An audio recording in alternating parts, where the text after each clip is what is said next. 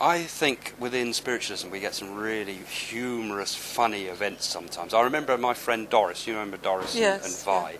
Yeah. She was on the platform as a medium, coming to the people in the audience saying, I've got here a butcher in the spirit world. I know it's a butcher because he's putting a great big chopper onto the bench. Wow. She was a real red-faced medium. But, I mean, do you remember we had some real funny stuff when people used to come to see you? Well, I remember once I had this girl that came in to have a reading, and she had this wig on. And she was a coloured lady, and she said, Jane, I'm feeling rather hot. Would you mind if I take something off? I'm thinking it was a cardigan. I said, yes, darling, of course. And all of a sudden, she took her wig off and placed it next to my crystal ball. Wow, I keep a straight face. Do you remember that one? You told me about that fella that came who was wearing the shorts and he didn't have any underpants poor on. Man.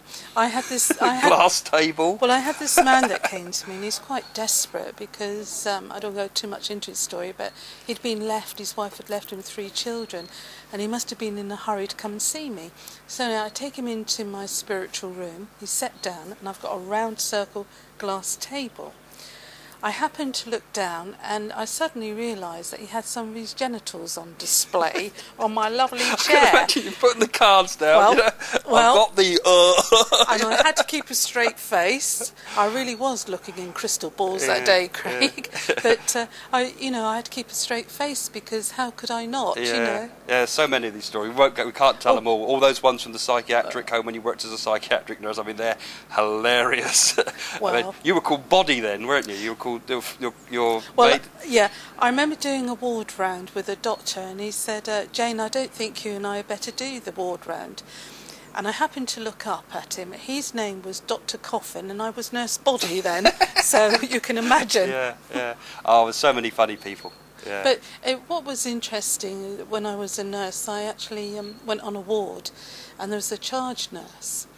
And he actually said to me, I can see that you've got a spirit guide, a witch doctor, and it was just so wonderful, like coming out of a psychic closet, if you like. Yeah, like that fella that spoke to me. And we'd take, some people in the spirituals audience would take anything.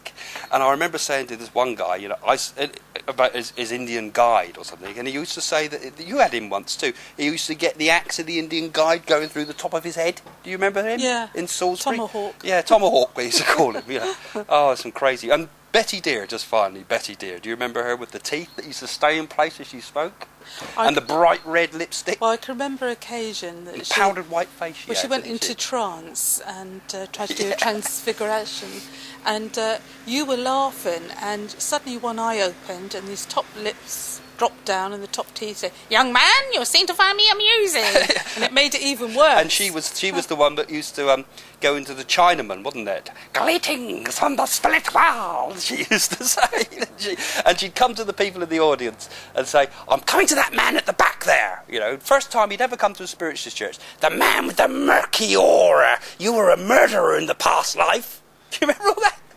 I don't think they'd ever come again. Calm down.